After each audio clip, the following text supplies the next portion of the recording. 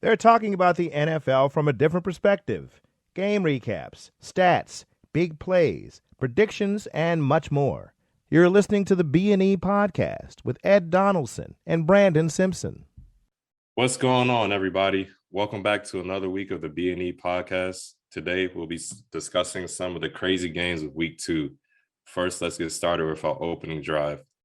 New York Giants quarterback Tyrod Taylor is suing the LA Chargers doctor for puncturing his lung in 2020 when he was being treated for a rib injury. He's seeking at least $5 million.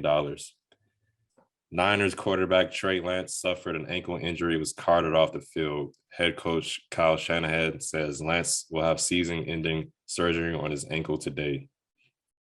Tampa Bay wide receiver Mike Evans has been suspended 1 game for starting a brawl with Marshawn Lattimore and the Saints. Police in Las Vegas are investigating after Cardinals quarterback Kyler Murray was struck by a fan after the game on Sunday. Video shows him celebrating with Arizona fans before someone reached their hand around him and smacked him. In the end, though, Murray got the last laugh with the big win. Let's get into these week 2 games, though, man. How about them? First, we're going to start with the Dolphins and the Ravens. Oh, God. Yeah, I know. Miami Dolphins trailed 35-14 at the beginning of the fourth quarter to come back and beat the Ravens 42-38. Lamar Jackson was great, throwing for 318 passing yards and had 3 passing touchdowns, along with 119 yards rushing and 1 rushing touchdown. Tua was better, though. He threw for a career-high 469 yards and 6 touchdowns. Brandon, I ask you, man, what are your thoughts on this game? What happened? Man, that second half was so wild. My blood pressure didn't even go up like it normally do, man. It was just like, it was like a blur. But I'm just going to, it was a tale of 2 halves. We're going to break it all the way down for everybody that, anybody that might have been watching their particular game didn't see it. Opened the game, 103-yard kickoff return.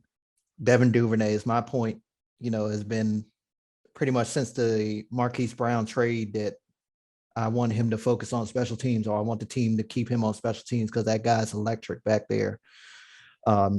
When he's returning kicks and punt returns, got ahead. We had creativity on 4th and 1 early in the game. We took a page out of the Kansas City playbook. Mark Andrews, he motions, then he stops right behind the center, takes a snap for a first down. It was a 4th and 3. Later in the half, Rashad Bateman, he puts on the Jets. He scores a 75-yard touchdown. In between, they got a score here and there. But the turning point for me was a 4th and 1 at the 1, 4th and goal at the 1. In the second quarter, LJ, he lined up in the shotgun. Then he went up under center, took the snap. He fumbled the snap.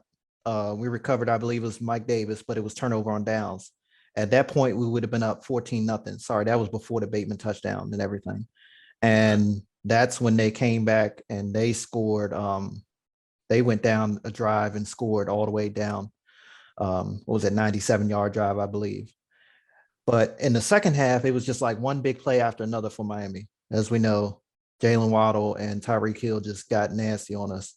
Complete blown coverage on one of the Hill touchdowns in the fourth quarter. I mean, Amar Davis, the rookie, he just was like eyes on the quarterback. He didn't even like backpedal in that. It's like almost like he was anticipating like a Lamar Jackson rollout to the left with Tua. I don't know what he was thinking. I guess he was assuming, the assignment was they was going to have safety help on it. And then you saw Hamilton and I want to say it was Marcus Williams just looking at each other after the play. And Hamilton was like, it's like, oh my God, both of y'all just confused. So then after all that happened in the third and fourth, we had we was tied 35-35. We drove down the field. We had a Tucker field goal with 2:18 left in the game. It brought back flashbacks, but bad memories for me.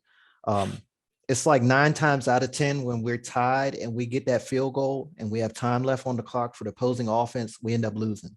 And sure enough, we lost. They came right down the field and scored again. But I got to give kudos to Mike McDaniel. He started his career as a head coach by beating 2 of the best, Bill Belichick and John Harbaugh, and 2 of the longest tenured coaches as well. But man, they just it's funny you mentioned the career day by or career high of passing yards by Tua Tagovailoa. Yeah. He took us to career day back in high school. in elementary school, somewhere in school. I mean, come on now, 6 touchdowns of Tua. I mean, these people were talking about Tua, have been talking about Tua since before he came out of college that the man couldn't throw.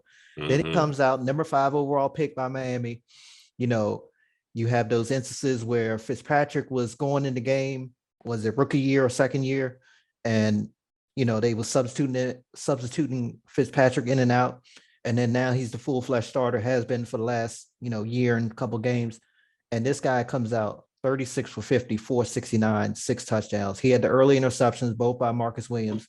But other than that, just a flawless game, especially in that second half. And we all know about Tyreek Hill and Jalen Waddle, what they can do. I think it was 360 some yards combined between the two of them. But yeah, I mean, it started out good and then it just flipped. And it's like, man, we had a 21-point lead heading into halftime, squandered it. They busted out 28 points in the fourth quarter. It was just nothing clicking there at the end. Everybody just looked confused, in my opinion. And then the offense couldn't move the damn ball in the fourth quarter for sure. Yeah. But, what are your thoughts on this game? I just want to ask you a couple questions. You said we knew about him, but do you think the damn Ravens knew about him? Because my God, man. There was one play, Tyreek scored a touchdown. It looked like he literally just ran a vertical. Like he just ran up the field, I think it was Marcus Peters. Okay. Yes. I think that was a touchdown on him. I'm looking at the play like, dang, Marcus. I know the dude is fast. Yeah. Top 3 fastest in the league. But come on, Marcus. Dude just literally just ran past you. Then the ball, Tua doesn't have the biggest arm. So the ball, he had to look back, wait for it, and caught it, and then Marcus hugged him and kind of like, they was in the end zone. So I was just like, wow. But I want to ask you about the rushing game because I know Lamar had 119 yards rushing. I didn't see the game, so I don't. J.K. Dobbins didn't play again, right? Correct. Did you guys? Because I'm looking at the score, I'm guessing y'all weren't able to run the ball. Because if y'all were able to, I didn't see the game. Like I said again, I'm guessing y'all could have just ran the clock out, just running the ball. But were you guys not able to run the ball, or the game plan was just? I'm looking at it now. Besides Lamar and the Mark Andrews first, 4th and goal that I was talking about, or the 4th and 3, that he came back under center and snapped it, but that was only 3 yards. Besides that, the running backs, Justice Hill, Kenyon Drake, Patrick Ricard, and Mike Davis, a combined, 24, 29, about a combined 33 or 34 yards rushing. I mean, again, absolutely nothing on the ground. And really, you could take that Lamar Jackson 79-yard rush out of it and say, that was what, 19, 70, 89, 90, 40 yards he had pretty much all game. So out of the running backs, I mean, it was just nothing going. Kenyon Drake, they was trying to get him. He had 6 carries. They was trying to get him going early. Same thing with Mike Davis. But it's good to see the passing game pick up, but it's also like, it's like, it's one of those situations like you're damned if you do, you're damned if you don't, because you want to be able to run the ball, especially in the second half, to keep the opposing offense off the field. But at the same time, we know that our passing offense has been not necessarily, I guess you could say, up with the best recently, last couple of years. So we want to get that improved. And Lamar's had 2 great games out the bat. Look, man, y'all gonna have to pay that man because he once again is proven, especially that him first or half, bust. Man. He had a 158.3, a perfect passer rating in the first half. It looks like he got Bateman as a insane. Yeah, I love Bateman, man. He great touchdown there. I didn't think he was gonna make it to the end zone, but he did. He seemed like he was gonna get caught. He's fast, but he ain't that fast. They was catching up to him, but he had just enough to get there. Yeah. So we got to turn the page quick. We got New England next week up in Foxborough. Yeah, that's gonna be, those are always good games, and they're coming off of a win, a good road win in a tough place to play. So, they're looking, they're coming in with the momentum right now. Yeah. So we'll see. But let's talk about your Commanders. The Lions, they came out the gate running. They had a 22-0 lead at halftime. Rookie edge rusher Aiden Hutchison from your school, Michigan, he had his coming out party and finished the game with 8 tackles and 3 sacks. Jared Goff threw 4 touchdowns. Wentz played well, though. He threw for 337 yards and 3 touchdowns, but he did have an interception. I didn't see much of this game, so set the scene for us. Honestly, this was typical Washington football. Tale of two halves. In my opinion, I think they underestimated the Lions, and I'm mad at myself because all throughout the preseason and our preview shows, every time we talked about the Lions, I brought up Aiden Hutchison. Aiden Hutchison, I think he's gonna, help the defense out a lot. He didn't do much the first game, so maybe that's why he slipped my mind. But I was coming in this game like, you know what, watch this dude Hutchison go off, and lo and behold, as you mentioned, dude had 3 sacks and 8 total tackles. I'm like, the first half, Wentz can really get nothing done because the offensive line just had issues blocking Hutchison. They were sending pressure with blitzes with the cornerbacks. Secondary, we just couldn't get anything going. I think that first half, we didn't know that they were going to come out running like that. I thought, it's the Lions. Historically, people look at the team, oh, it's the Lions. But it's a new season. Their second season in with Dan Campbell. It just wasn't our day. The second half, we finally realized, hey, we're playing a football game. And we put up some points, but it just wasn't enough. The defense, I'm really, really concerned about, specifically linebackers in the secondary. I know the coaching staff is still looking for something out of Jamin Davis, but it's not just him. Cole Holcomb wasn't his best day. The entire secondary, William Jackson, Fuller, Amon-Ra St. Brown just went off against us. Yep.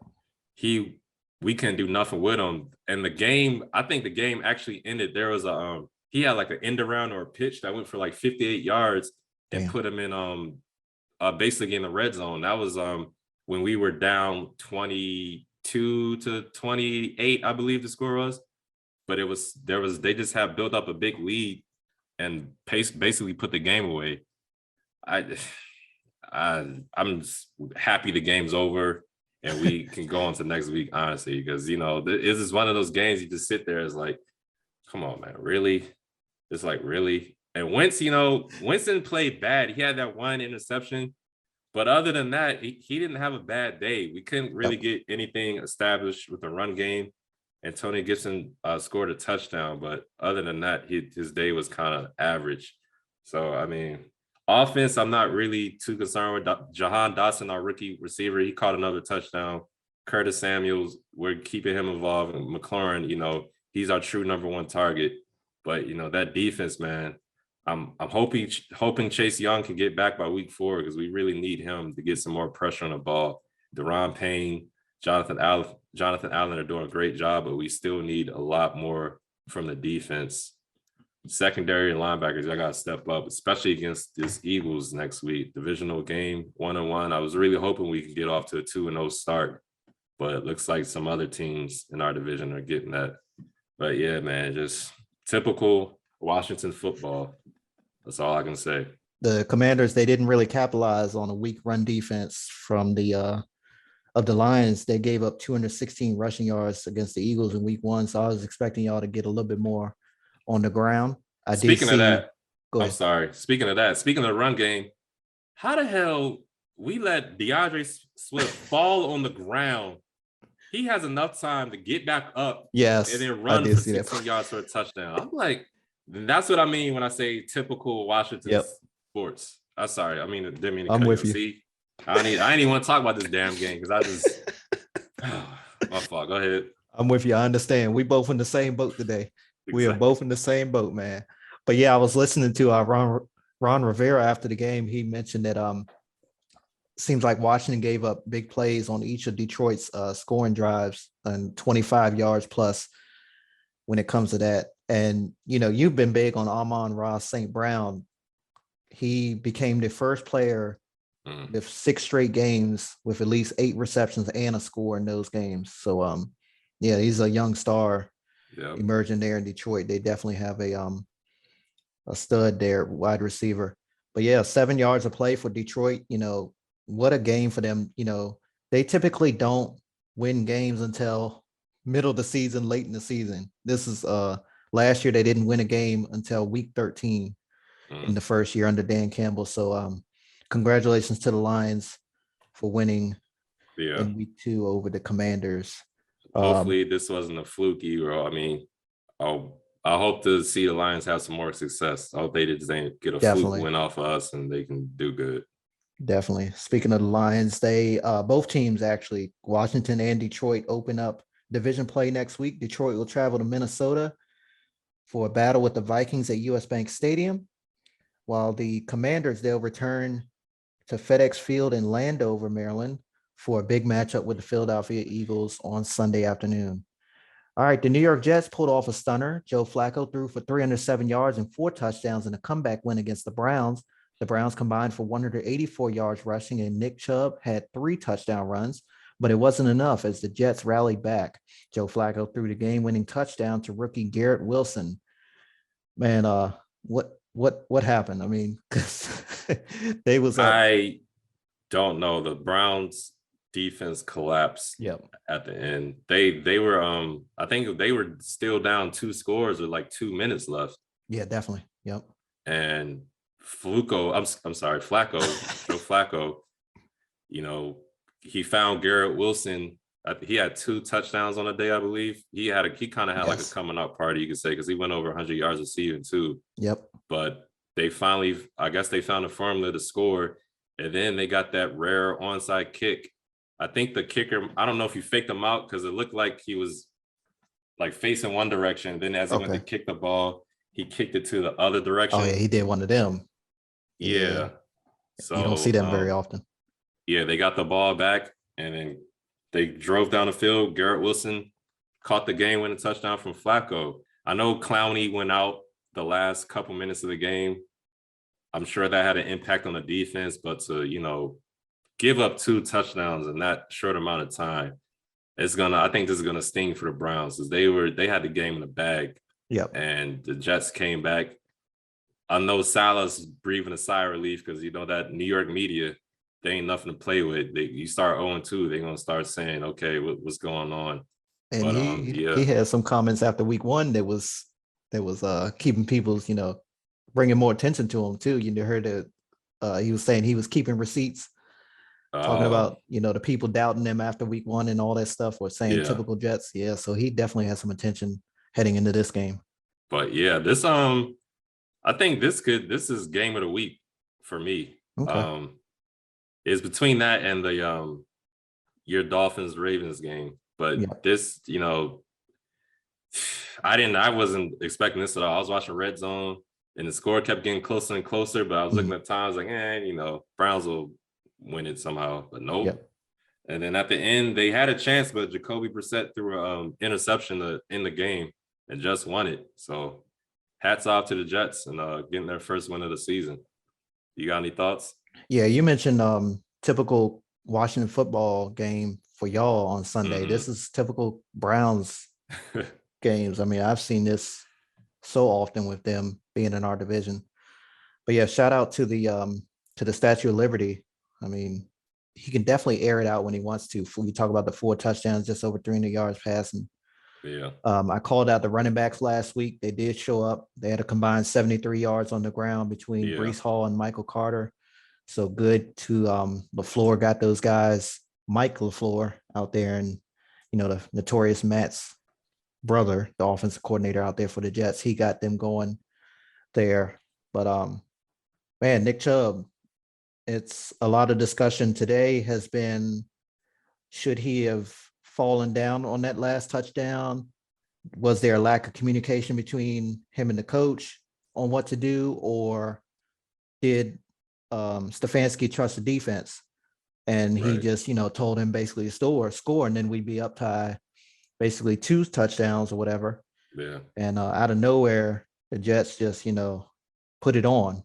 It's kind of like, I remember the Jets played somebody, I want to say it was last year, the year before, and they blew a I want to say a 2-score lead around the same time. And one was like a big Hail Mary pass at the end of the game, or like a slant that went all the way to the end zone. It was like a 50-yard. I can't remember which game it was. I should have searched it before we got on the air. But it's kind of like that. They kind of like reversed the role against the Browns. Good to see the Jets win a game. Shout out to Salah. The Jets have Cincinnati, the defending AFC champions, 0-2, will come to the Meadowlands next week. And the Browns, they're on a short week. Big battle in the AFC North on Thursday Night Football. Yeah, see how that goes. All right, so we had another crazy game. The Cardinals beat the Raiders. Cardinals down 23-7 in the fourth quarter, but they battled back to score 16 points to tie the game, send it to overtime. In the overtime period, Byron Murphy got a scoop and score, ran it back 59 yards for a fumble recovery to win the game. Kyler Murray was clutch to close the game out, scrambling for a touchdown and converting with A.J. Green, a 2-point conversion to tie the game. Brandon, how did you feel about this game? Yeah, man, this was a game that I caught at the very end after the Ravens game ended. Arizona got shut out in the first half, then they flipped the script. Nobody on the Arizona side, on the Arizona's offense, really had a big eye-catching game. Yeah. But Ertz and Hollywood, they did show up after I called them out last week as well. Still didn't see much from AJ Green, but they got it done. That Kyler 2-point conversion was amazing. Him scrambling around in the pocket. We kind of seen that before on a final play he had last year, the year before, but it was like midfield when he threw up that Hail Mary. Yeah. But this time it went to AJ Green. They did have 12 penalties, but they recovered in overtime. Not like Hunter Renfrow to fumble the ball. We don't, see someone like him. He's been a great receiver, but it was a big hit on him there in overtime. Las Vegas, 10 penalties. The offensive line did recover. They didn't get their quarterback killed out there. He only was sacked one time. But Josh Jacobs, he finally showed up. But yeah, the Raiders have some work to do. I mean, they came in with a lot of expectations heading into this year, and now they sit at 0-2 in the bottom of an AFC, a packed powerhouse division there. What do you think about this game? Man, let's start with that touchdown that Kyler had, because I think if they were timing it, that would have been like the longest play in NFL history. I could have sworn like 20 seconds. I'm pretty sure the one where he scrambled for the touchdown, where he was pointing around for 15 seconds, like he was like you playing. You remember you played Madden back in the day? The offensive line was just great. You can stand around the pocket, looking at stuff. That's what I was thinking. I was like, what is going on? This dude, he pointing around. Yo, you go here. You go here. Look. It's like, fuck, I'm gonna run. And he finally got it in for the touchdown. I was like, how much time is going off the clock? Like, this is crazy to think with the pass rushes that Vegas has, that he had that much time back there. And Crosby was getting after him the whole game too. There was one play, I think I got called back. He like broke Crosby's tackle. And I don't think the play like led to anything. I think it was on that same, I can't remember if it was the same driver where he's had that scrambling touchdown, but he broke Crosby tackle, was running around for a little bit. Then he finally got rid of the ball. But that play, man, that's why I was saying earlier this season, he's my dark horse for MVP, because plays like this, he's kind of like Lamar in a sense where he has to do a lot for his team to win. Yeah. And I hopefully, this will put them on a good trajectory going forward for the rest of the season. They can get some wins strung together. But on the Raiders side of the ball, 0-2, not looking good. Devontae Adams, I think he was only held to 2 catches, if I'm not mistaken. They got to get that offense figured out. I think they did involve Josh Jacobs more. Need to be more balanced and run the ball a little bit, try to get some pressure off these guys. I thought Devontae Adams would open things up, but it just hasn't been that way so far. Darren Waller got going a little bit more today too, but I don't know, man. It's not looking good for the Raiders. Starting 0-2, and they're in arguably the toughest division of football. We're going to see what happens, but Raiders is not looking good so far for you guys.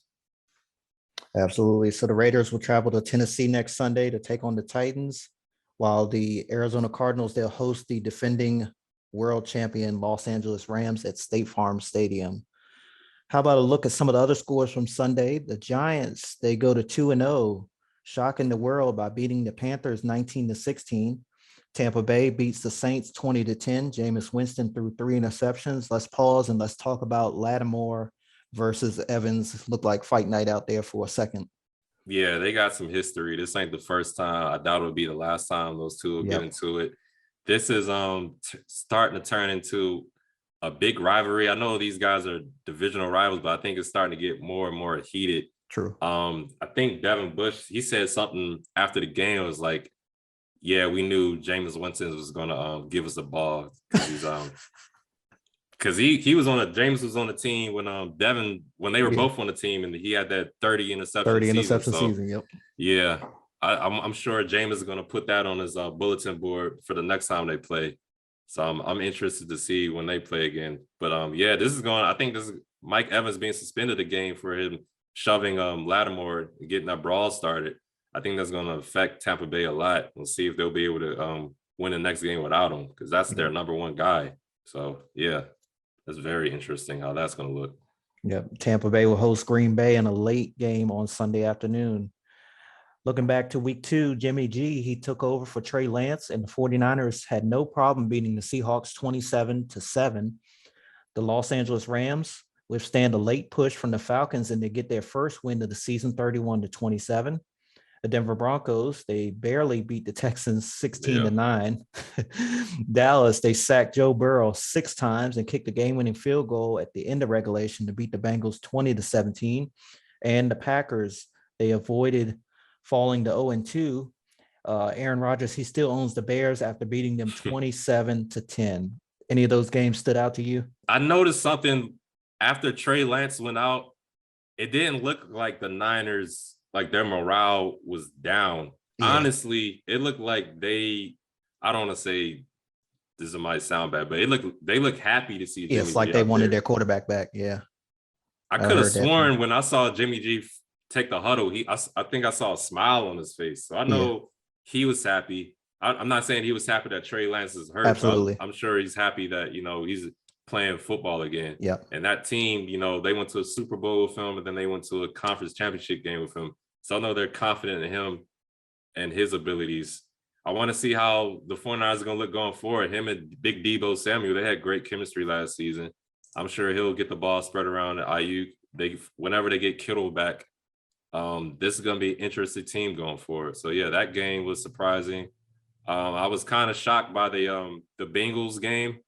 I mentioned last week, Michael Parsons might wreck their game plan if they didn't, pay attention to him. But he had 2 sacks, and then they just whooping him the whole. They were whooping Burrow the whole game, sacking him 6 times. They had a bunch of more pressures on him, so they're gonna have to figure something out, Joe Burrow and the Bengals, because that guy, he will not last. He's gonna turn out like Andrew Luck, David Carr, if they keep letting him get hit the way he's getting hit. Yep. They gotta figure that out. What about you? Which one of these games were like, wow? Man, I think again the Dallas Cincinnati game, the way that Dallas went up early, and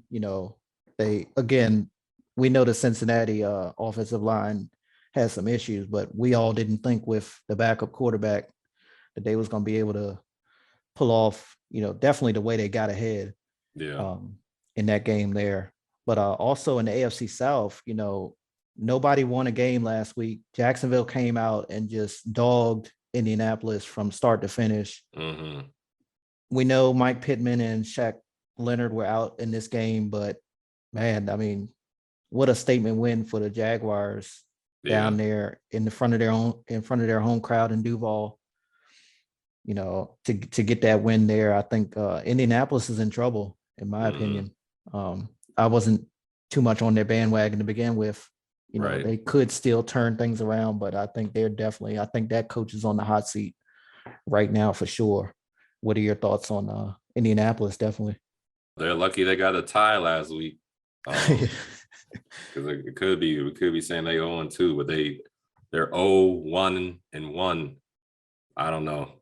Matt Ryan. I mean, they did lose. They were without their wide receivers. I think that kind of messed up their game plan, because I think Pittman was a late scratch. I don't think he was I can't remember him being on the injury report. Then all of a sudden he was out with a concussion. True. Maybe I missed that, but I think it was last minute, if I'm not mistaken. Yeah. I think so. So I'm pretty sure that just messed up the whole game plan. Then Jonathan Taylor couldn't get nothing going. Yeah. That's why I say another thing going back to the Commanders, like we beat the Jaguars. They come out and put it on the Colts, and then we come out and get put it on us by the It's Lions. so So it's just crazy. like up and down, typical Commanders. Yep. Yeah. I am reminding myself of that. So Brandon, who are your players of the week? Let's start with the offensive side of the ball. Okay, my offensive ace of the week, I got to give credit where credit is due. I'm going with Tua Tagovailoa, 36 for 50, 469 yards, 6 touchdowns. He tossed 2 early interceptions, but came back and just took us behind the woodshed in the second half at M&T Bank Stadium on the road in our home opener, where we're very good in those situations. So yeah, Tua Tagovailoa for my offensive ace of the week. What about you? I'm gonna go with Tua as well, man. Okay. Throwing the ball 50 times, and the stats he put up: 469 yards, 6 touchdowns. Yep. Yeah, I mean, can't really beat that, honestly. So I'm gonna go with you saying Tua is the offensive player of the week. You did a great job. Got you. What about your defender of the week? My defender of the week is a little different. I'm gonna give a shout out to the whole Jacksonville Jaguars team for pitching the shutout against the Colts, beating them 24-0. So I'm gonna show them some love and let them be player of the week, the whole Jaguars team. Yeah. It's a team game. Yep. What about you? My defender of the week goes to, it's a little bit of a bittersweet for you, I'm sure. You're a Michigan fan. Please. Against your pro team, the Commanders. Aiden Hutchison, he had his coming out party, at least as of now. We're sure he'll probably have another good game. Hell, he is a sack leader now from the damn performance. 6 tackles, 3 sacks versus the Commanders. And if I recall correctly, he had 1 sack where he came untouched. He hit a curve and came straight up the middle, wasn't even touched. Yeah. So yeah. Special teamer of the week. Who you got? Special teamer of the week. I'm a little biased. I'm gonna go with the Cowboys kicker. What's his name? Brett Maher. Yes. I'm gonna give it to him just because he kicked the game winner. He was 2 of 2 on the day, but he kicked the game winner. I want to say it was like 50 yards. So I'm gonna give it to him just because of that. Congrats to the Cowboys. I probably won't ever give the Cowboys another award of the week just out of spite. Understood. And bias. What about you? Who was your special teamer of the week? My special teamer of the week, Devin Duvernay, 103-yard kickoff return to start the game versus Miami. I haven't seen us return a kickoff that far since the Super Bowl with Jacoby Jones brought it back. I believe that was the first play of the second half. But either way, it was one of our longest kickoff returns in our history for sure. Gotcha. What about your bonehead play of the week? You got one? I got a couple, man. Bonehead calls and moves. All right. Get ready, everybody. The whole damn Rams special teams unit in the fourth quarter. You talked about Madden earlier, man. Atlanta's Troy Anderson. I ain't even heard of this guy. He rushed right up the middle and he blocked the punt, nearly killed the punter. Okay. That guy was laying on the ground on his face, looked like an old Madden play. You know what, back in like Madden 04, 05, when we was in high school, where the game used to glitch and the player, they just stuck there on the ground. That's what he looked like. Okay. So yeah, the whole special teams unit, if I'm not mistaken, they got a new special teams coordinator out there as well. But anyway, that was just a blown assignment. I've seen, especially with the way that you can't block you can't get over top of the long snapper now. Well, it's been like that for years. To think that somebody just immediately came right up the middle and blocked that punt. He didn't come off on the left side or the right side. He came straight up the middle. Of course, the Denver coaching woes, they continue. They had to delay the game on the field goal attempt, forcing a punt, all while the crowd was chanting the play clock down for the team. They was literally going 5, 4, 3, 2, and literally they got a damn delay a game. I mean, come on now. So yeah, that's another one. And then my last one, the Nick Chubb run in for the touchdown that turned things around in that Cleveland New York Jets game. It was just inside 2 minutes of regulation. Again, I said earlier, I don't know if it was communication failure between Stefanski and him, or maybe he forgot to fall. Maybe that was part of the assignment, or maybe they just had confidence in the defense. Either way, we know what happened. The Jets came back out of nowhere, stunned Yeah. the crowd there in Cleveland and took the win. What about you? Bonehead call or move of the week? My bonehead call. I'm sorry, Riverboat Ron, but it's going to you, buddy. Maybe I guess you were thinking of an analytics way, but you score a touchdown, you decide to go for 2 to cut it to 6. In my opinion, you should have just kicked a field goal, got it to 7. I'm blaming it on you, Riverboat Ron, because that next series, the Lions went up and scored. And I feel like that 2-point conversion kind of sapped the momentum out. And I was about to start calling people clowns. Let's see, let me calm down. Let me just breathe. But I'm sorry, Ron Rivera. That was a bonehead call of the week. Just take the points, kick the field goal. You're only down 7. It's not like we're going to be down 8. We'd have been down 7. It would have been 22-29, if I'm not mistaken. But we're on to the Eagles. Let's just put it that way. Let's just forget about this week. The old Belichick. Yeah. God. How about we take a quick glance at the week 3 slate, Brandon? Which game or games will you be keeping a close eye on? I got a handful of games, Ed. I got Pittsburgh at Cleveland. That's a Thursday night game. One word, physical. Mm-hmm. Those Pittsburgh-Cleveland matchups and the Pittsburgh-Baltimore matchups in our division are always physical. Simple. Just get the ice bath ready on Friday morning because they all going to need it. Houston at Chicago. We got Lovie Smith going up against his old team there in Soldier Field, the historic Soldier Field up there in Chicago in the Windy City. Buffalo and Miami. That's another early game on Sunday. Got the AFC powerhouse and the Bills going against the surprising 2-0 Miami Dolphins, fresh off a beatdown of the Ravens in the fourth quarter. Yep. We got San Fran and Denver. That's the Sunday night game. It's Jimmy G versus Russ. That's an NFC West throwback.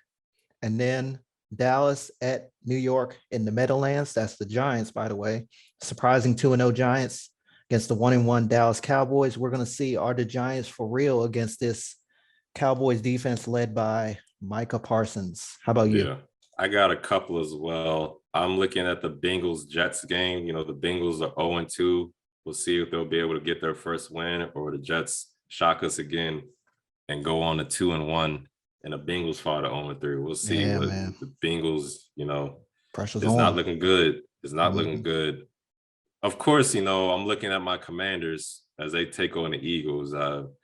Right now, I'm not feeling too good about that game just because of the effort of the defense. I feel like A.J. Brown might have like what he did the first week, where he went for 10 receptions for 150-something yards.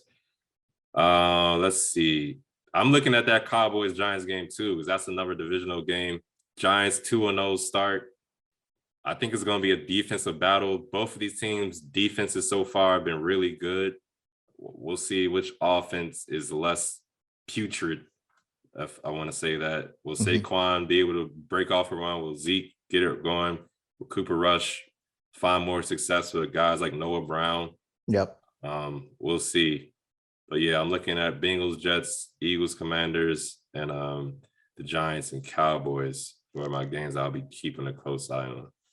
Got you. All right, everyone. We'd like to thank you for joining us again for another episode of the B&E podcast. Get ready for Thursday night football. That's right around the corner. It's the Pittsburgh Steelers and the Cleveland Browns. Their first divisional matchups between the two of them. It's going to be a wild one. It's going to be physical, like I said. Enjoy the games and enjoy week 3. You've been listening to the latest episode of the B&E podcast. Follow us on Twitter at podcastbne.